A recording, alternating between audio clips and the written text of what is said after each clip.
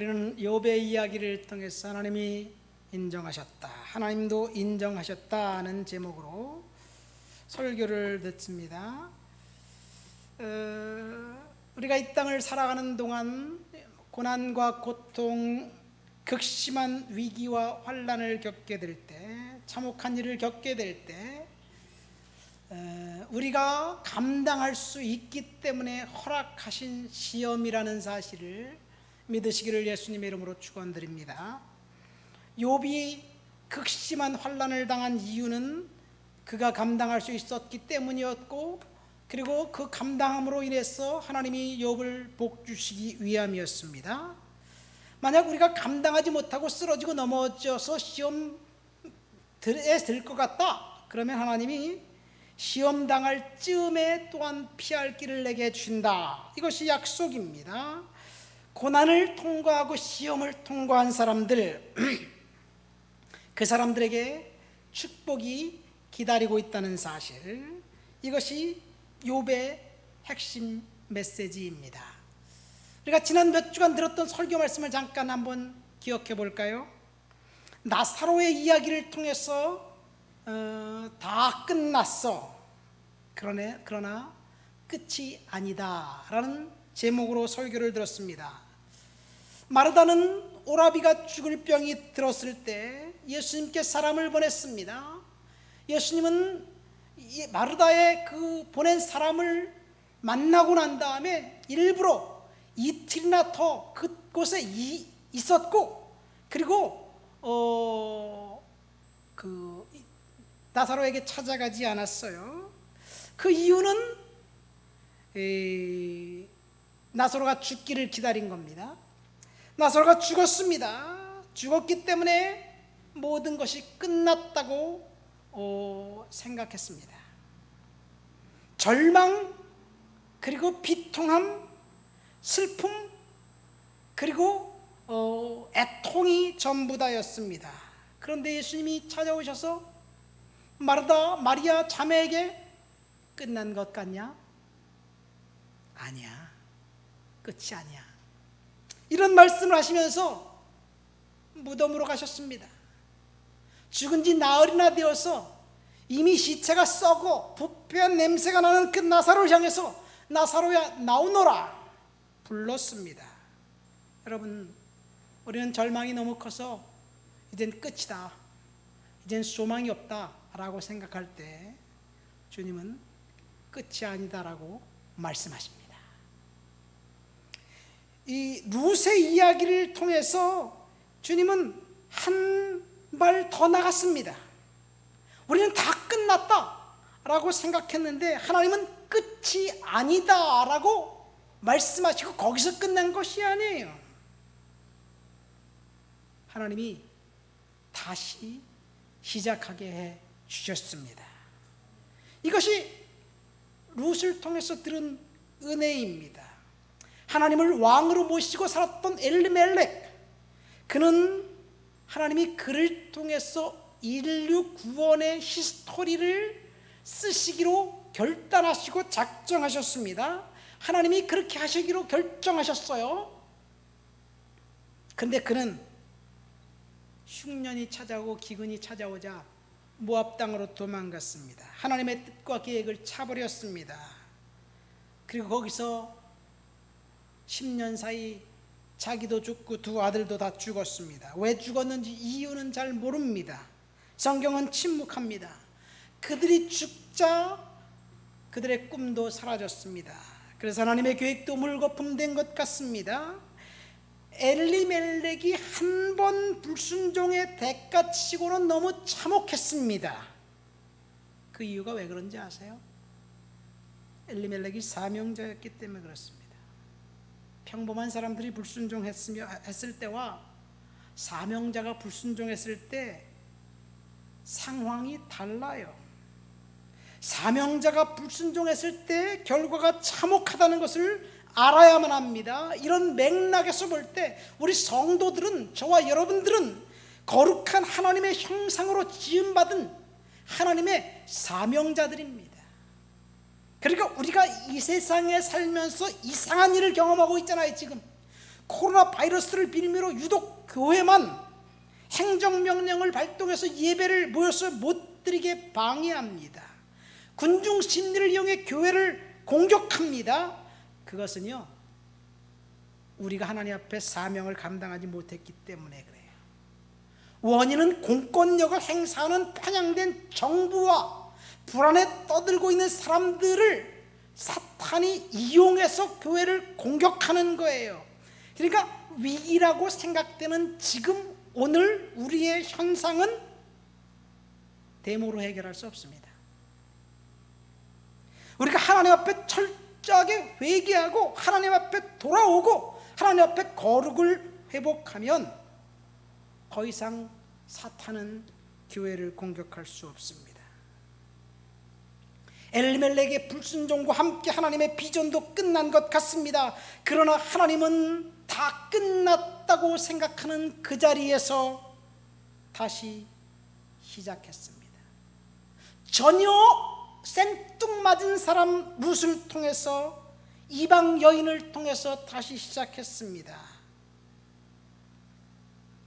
여러분, 우리가 다 끝났다고 시작할 때, 생각했을 때, 할 때 하나님이 새롭게 일을 하시는데 누구를 통해서 일을 했느냐?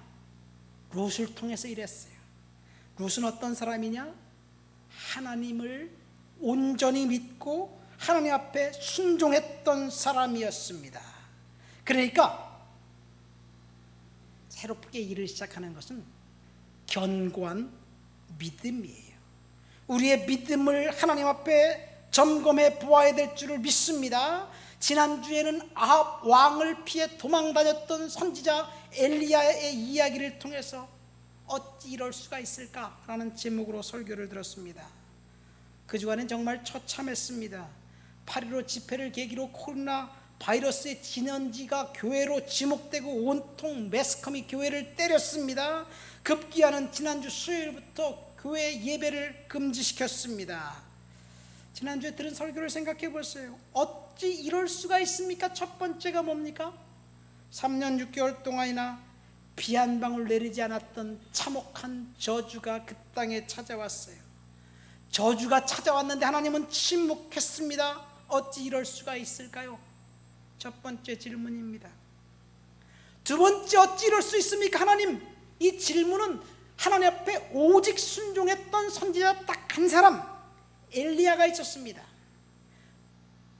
이 아합 왕의 공권력의 횡포 앞에 수많은 성도들이 죽었습니다. 제사장들이 살해당했습니다. 그리고 하나님 믿는 사람들은 다 지하로 숨어 들어갔습니다. 이제 그 땅에는 하나님을 믿는다고 고백하는 사람이 한 명도 남지 않았습니다. 살해당했든지 지하로 숨었든지 가면을 쓰고 있습니다. 그런데 엘리야는 담대하게 왕 앞에 나가서 하나님의 말씀을 선포했습니다. 여러분이 만약 하나님이라면 그렇게 순종한 엘리야를 어떻게 해야 될까요? 엘리야의 말을 하나님이 책임져 주시고 그리고 이 아합 왕을 처단해 줘야 되지 않을까요? 그런데 하나님은 엘리야가 그렇게 하나님을 향해서 열정을 품었는데 아무런 힘이 없었습니다. 엘리야를 돕지 않았습니다. 혼자 싸우게 내버려 두었습니다. 급기야는 절망과 낙심 가운데 도망갔습니다. 엘리야가 로뎀나무 아래서 누워 자고 있었고 그 다음에 그리시네가에서 있을 때 까마귀를 통해서 공급을 받을 때 40일 40자를 호렙산을 갔을 때 그때 성경학자들은 극심한 우울증에 빠져 있었다고 이야기합니다. 여러분, 어째서 교회가 코로나 진원지로 지목받아서 사람들이 이 교회를 비난하는데 하나님이 침묵하시는지? 하나님 그럴 수 있어요? 하나님 정말 우리가 하나님 앞에 순종하고 충성했으면 그 대가를 봐야 되는데 어찌 그럴 수 있습니까? 이것이 하나님 이럴 수는 없습니다. 두 번째입니다. 세 번째는 도망간 선지자가 하필이면 과부에게 찾아갔습니다. 과부에게 보냈습니다. 이 과부는 조금 남아있는 밀가루와 조금 몇 방울 안 되는 기름, 그것 가지고 마지막 빵을 만들어 먹고 먹을 것이 없어서 이제 아들과 함께 이제 굶어 죽을 수밖에 없다. 마지막으로 맛있는 음식 해 먹고 우리 그냥 운명을 하나님께 맡기자. 그런 비참한 마음을 가지고 들판에 나뭇가지를 주스러 갔어요. 근데 선지자가 그녀에게 다가오더니 물을 갖고 와라, 빵을 갖고 와라 이렇게 요구합니다. 마지막 자기가 먹고 죽으려고 했던 그 마지막 빵을 요구한 거예요. 어떻게 하나님 그럴 수가 있습니까? 마지막 빵이라도 먹고 죽게 해야 되지 않을까요? 마지막 남은 것을 바치라고 요구했을 때 여러분 기꺼이 드릴 수가 있을까요? 저는 이 과부를 묵상하다가 그런 생각을 해봤어요. 이 여성이 정말 쿨해서 내가 마지막 남은 거면 내가 먹고 죽든지 뭐 선지자를 대접하고 죽든지 뭐 내가 한 끼 덜 먹고 죽지 뭐 그렇게 쿨해서 그렇게 순종했을까? 가만히 묵상해 보니까 그게 아니더라고요. 누구나 다 자기의 생명에 대한 집착이 있어요. 그런데 그 여성이 하나님 앞에 순종할 수 있었던 이유는 평상시에 하나님의 음성을 듣고 하나님의 뜻을 분별했던 습관이 훈련이 되어 있기 때문에 그렇습니다. 하나님의 음성이라고 생각하면 그녀는 순종했습니다. 저 앞에서 낯선 사람이 다가와서 자기의 마지막 빵을 요구할 때 저것이 하나님께서 자신에게 요구하시는 하나님의 음성으로 들었고 그는 순종했습니다. 그러니까 우리가 하나님의 음성을 듣고 순종해야만 합니다. 때때로 하나님이 우리들에게 마지막 남은 것, 이제는 돌이킬 수가 없는데 그것을 요구할 때 우리가 하나님 앞에 내어드릴 수 있는, 결단할 수 있는 이유는 하나님의 음성 듣고 순종에 훈련이 되어 있지 않으면 불가능합니다.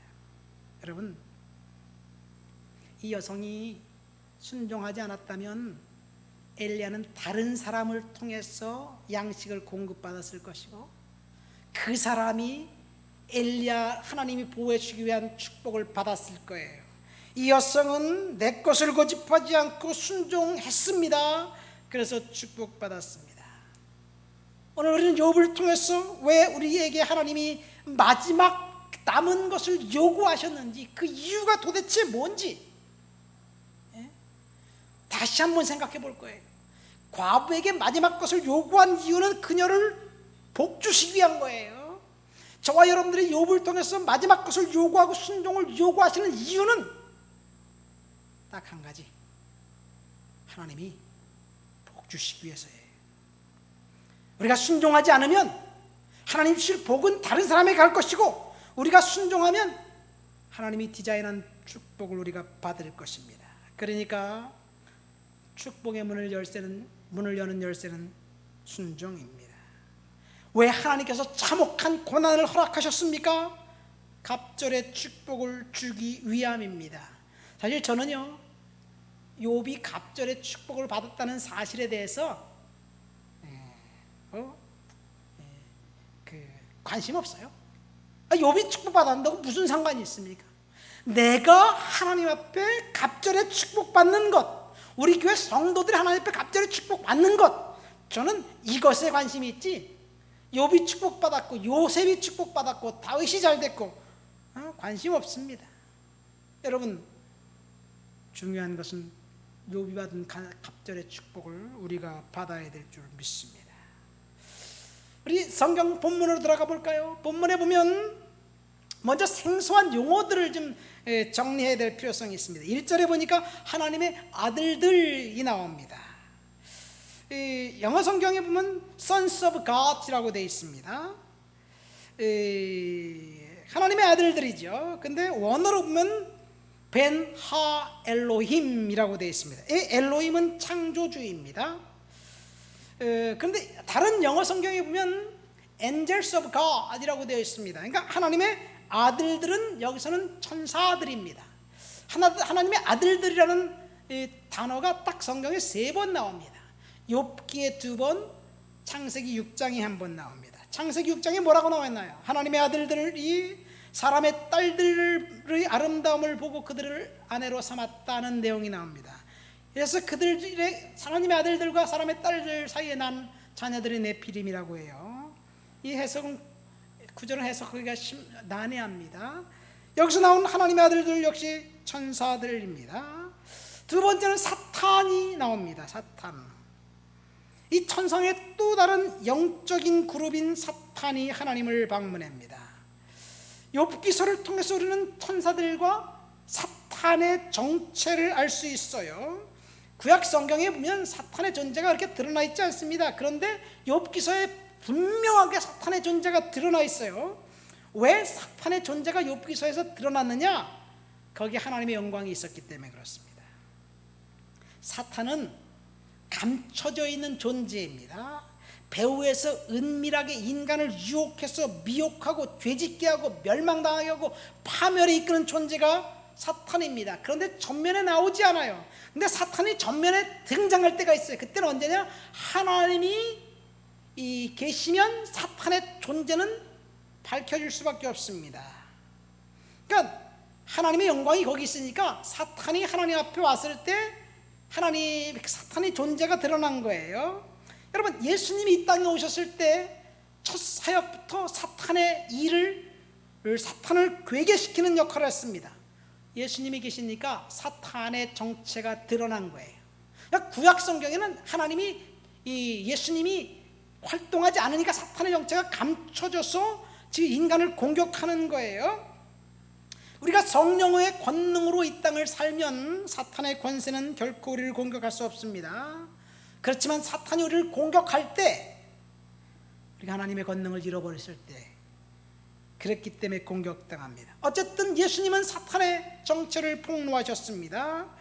사탄의 권세에 묶여 있었던 인간들을 해방시켰습니다. 예수님께서 가는 곳마다 귀신을 축출하고 병자를 고쳤습니다. 근데 병자를 고쳤을 때 한 가지 특징이 있어요. 그건 뭐냐면 병자를 고치기 전에 반드시 예수님이 물어봤습니다. 뭘 물어봤느냐?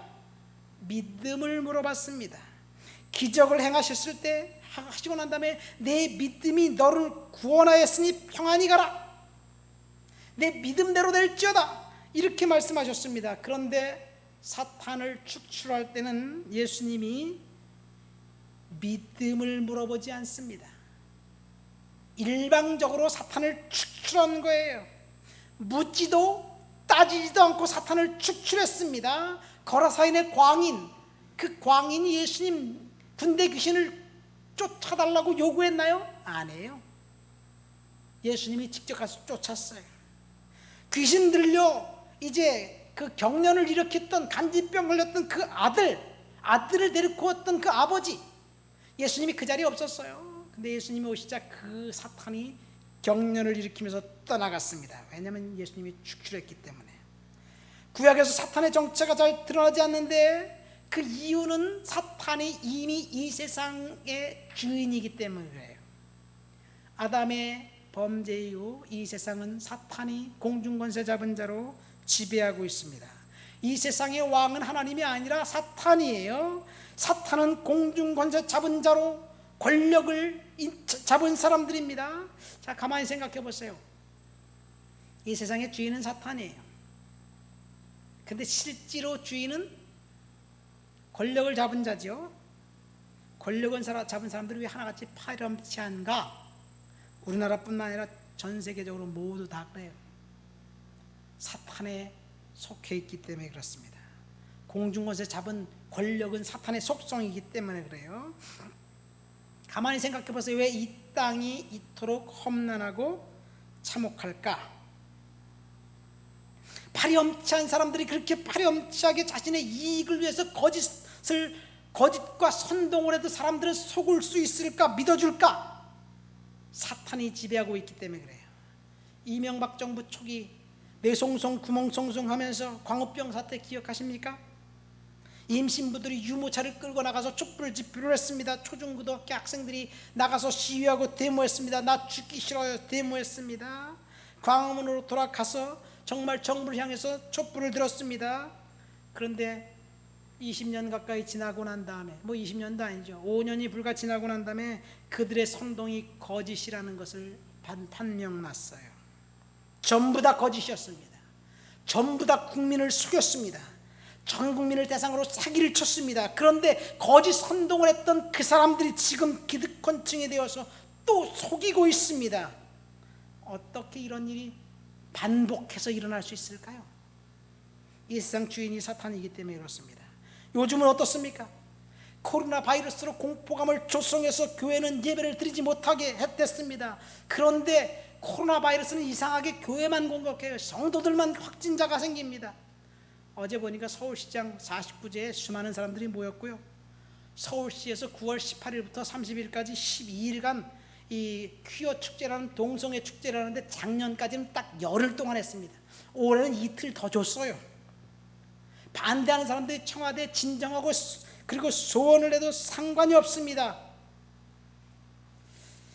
왜 사람들이 그렇게 동성애에 열거하고 옹호하는지 그것에 사탄의 권세가 있기 때문입니다.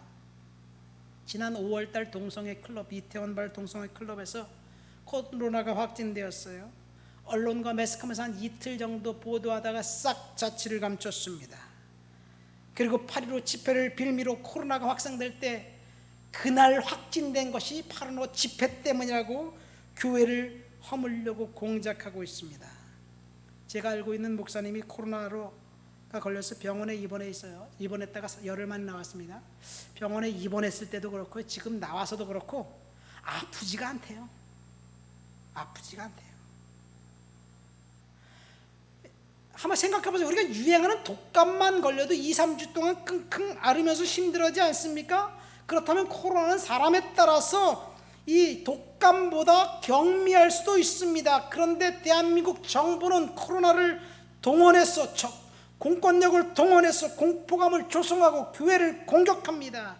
그 목사님이 10일 만에 퇴원했는데요. 하나도 안 아픈데 사람들이 벌레 보듯 하고 피하고 도망가고 이 경멸하는 눈초리, 경멸하는 말, 이것이 사람의 가슴을 후벼 판다는 이야기예요.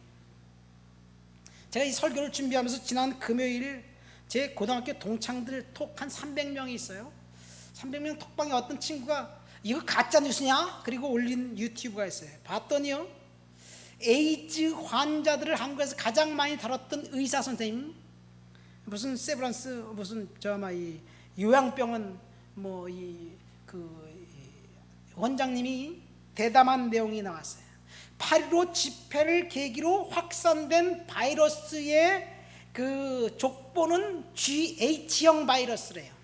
중국에서 처음 들어온 바이러스는 X형, 대구 신천 집회 바이러스는 V형. 그런데 5월달은 GX형, 전혀 다른 변종인데 굉장히 전파력이 강한 변종이래요. 그런데 8.15 때 확진됐던 사람들이 GH형 바이러스라는 이야기예요.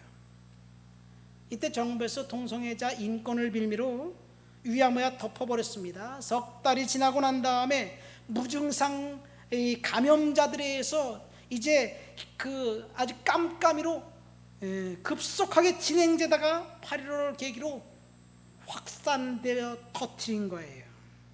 정부는 공권력을 갖고 기독교 단체에 뒤집어 쓰였습니다. 사실 팩트는 8.15 때 확진된 사람들은요 8월 초나 7월 말에 걸린 사람들이에요. 그때 정부가 숙박권을 나눠주고 영화 티켓을 주고 소비 신작을 시킨다고 막 홍보할 때입니다. 국민들을 밖으로 내몰았어요. 정부의 잘못된 정책이 국민들에게 이 바이러스가 걸리게 만들었는데 그것을 교회로 뒤집어 씌웠습니다. 이것이 공중권세 잡은 사탄의 권세 영역에 있는 세속 권력의 특성입니다.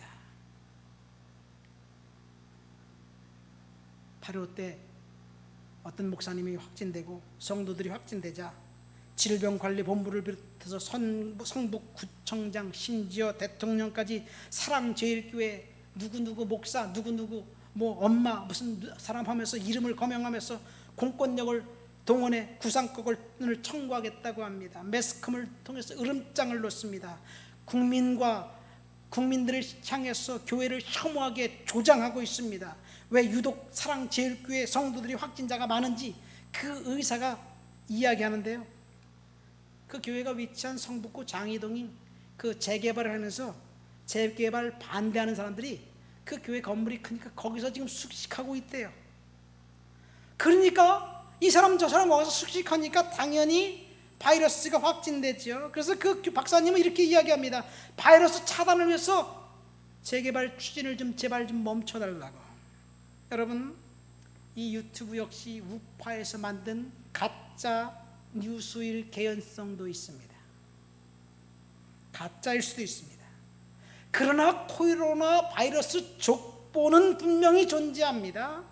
바이러스가 어떤 경로를 통해서 이제 들어왔는지 족보를 보면 알 수 있어요. 그래서 중국에서 아무리 미국이 그 음모론을 주장하면서 자기들이 퍼뜨린 게 아니다라고 주장해도요, 그것은 속일 수가 없어요.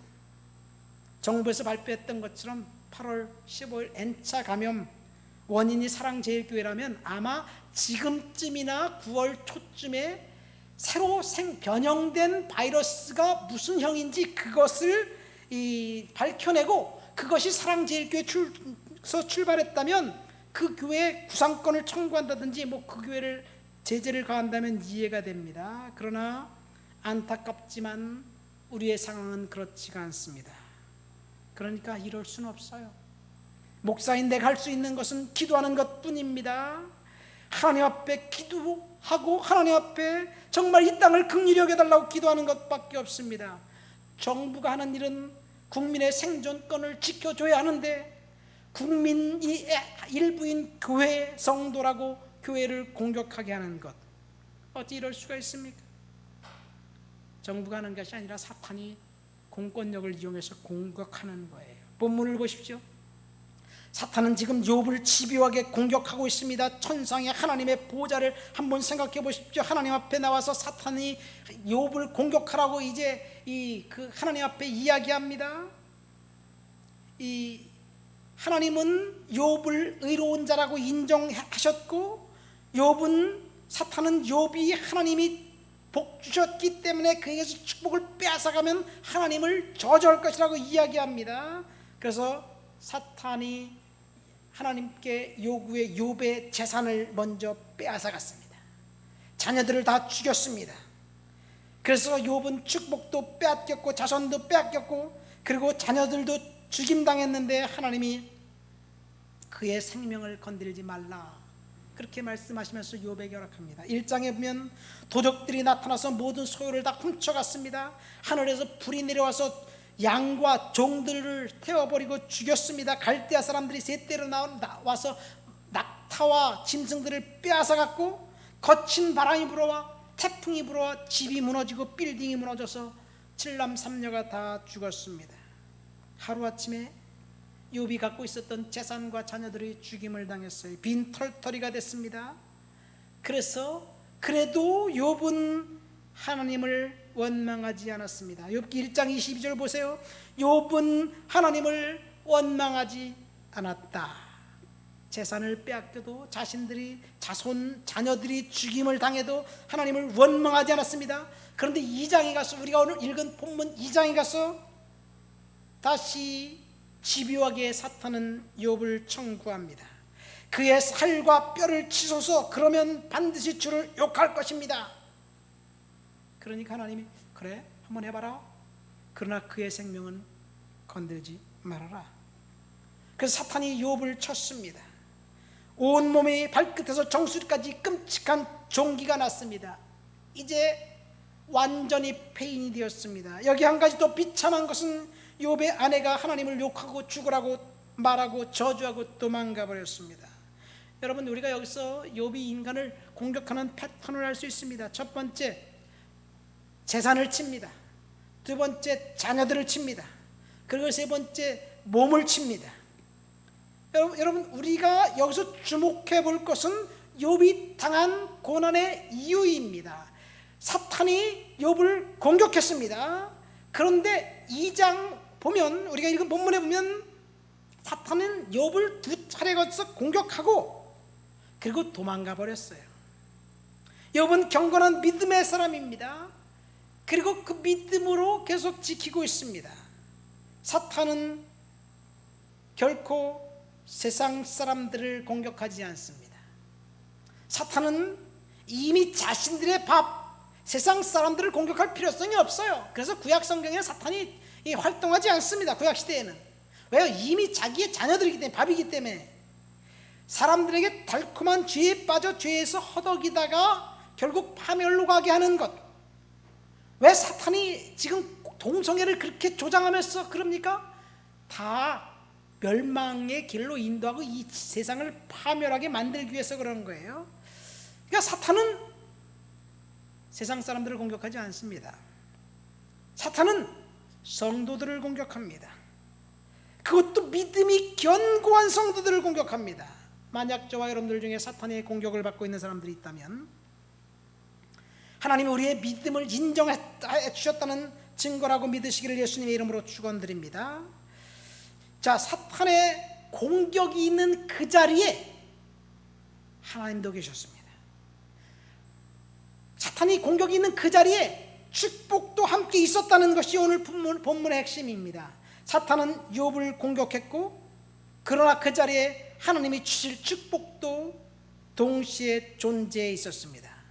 그렇다면 저와 여러분들이 고난당한 이유도 동일합니다. 여러분들 중에 누군가가 고난당하고 있다고 생각되면 분명히 그 사람은 하나님의 자녀입니다. 마귀가 세상 사람들에게 공격하지 않는다고 했잖아요. 우리가 하나님의 자녀이기 때문에 공격당하는 거예요. 두 번째, 우리가 공격당하고 있다고 생각하면 하나님으로부터 우리의 믿음을 인정받았다는 증거입니다. 하나님이 욥을 인정하셨기 때문에 사탄이 공격하도록 허용하셨어요. 이와 같이 마귀가 우리를 공격하도록 하나님 허용하시는 이유는 우리가 이길 수 있기 때문에 그렇습니다. 세 번째, 하나님으로부터 인정받은 그 사람들이 공격을 믿음으로 이기면 갑절의 축복을 받게 된다는 이야기. 이것이 욥기서의 결론입니다. 욥이 까닭없이 고통당했을 때, 공격당했을 때 하나님이 어떤 태도로 그 앞에서 계셨나요?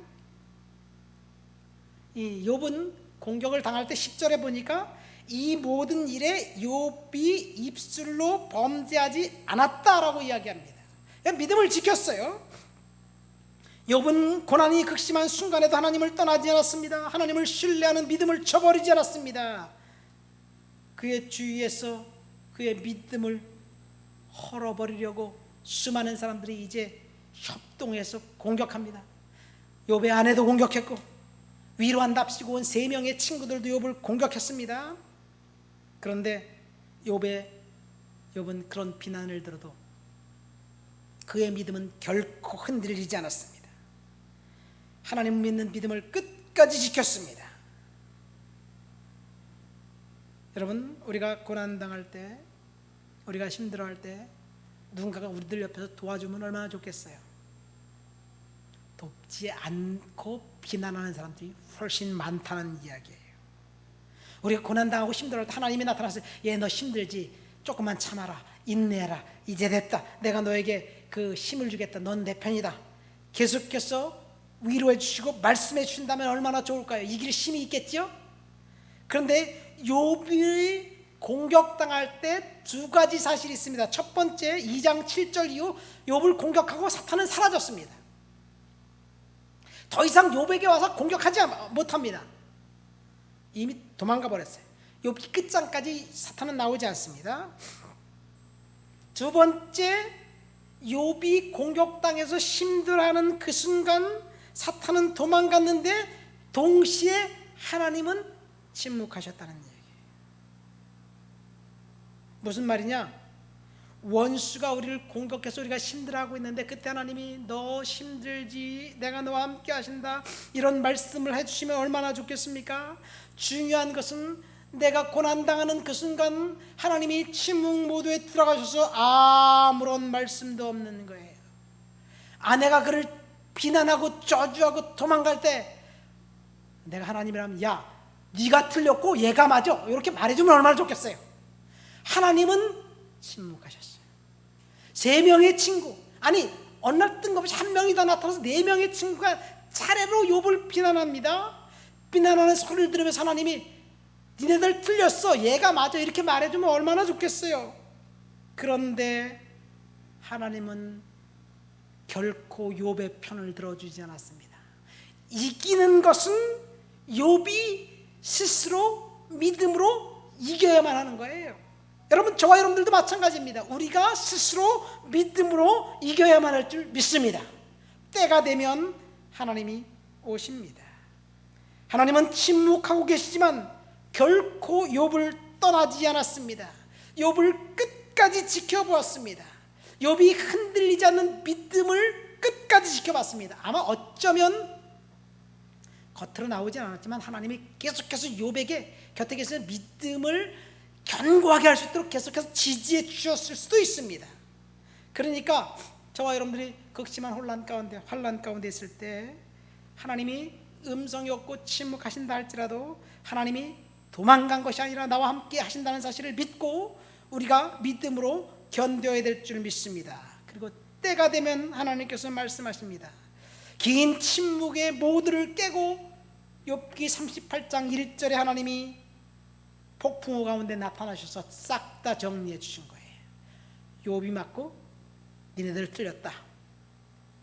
니네들을 용서받으려면 욥이 니네들을 대신해서 제단을 쌓고 제사를 해줘야지 내가 용서해 주겠다. 여러분, 욥은 결국 하나님의 인내의 시간을 믿음으로 이겼고, 그리고 하나님께서 욥의 인생 가운데 다시 말씀하시기 시작하셨습니다. 이게 욥기 전체 그러는 메시지입니다. 말씀을 맺습니다. 지금 우리는 참혹한 세상에 살고 있습니다. 요즘 정말 참혹합니다. 교회는 공격당하고 있고 목회자들은 공격당하고 있습니다. 제가 목사라 그러면요, 너도 그런 목사냐? 우리 친구들 중에서는 그래도 나는 너는 믿는다 뭐 이러면서 이런 애들도 있지만 사실은요, 비난당하고 있습니다. 내가 한 것도 없는데 비난당합니다. 왜요? 욥처럼 우리가 하나님 앞에 고난당하고 있는 이유는 하나님 우리를 인정하셨기 때문에 그래요. 우리가 때때로 왜 거룩한 사람들이 고통당해야만 합니까? 이런 질문하면서 고백하고 하나님 앞에 기도합니다. 대답은 욥기 42장에 나옵니다. 욥에게 허락하신 고난은 갑절로 축복해 주시기 위함이었습니다. 저와 여러분들이 고난당한 이유는 언제든지 우리가 믿음으로 견고하게 이기고 난 다음에 하나님께서 갑절의 축복을 해주실 그런 계획을 하고 고난을 주었다는 얘기예요.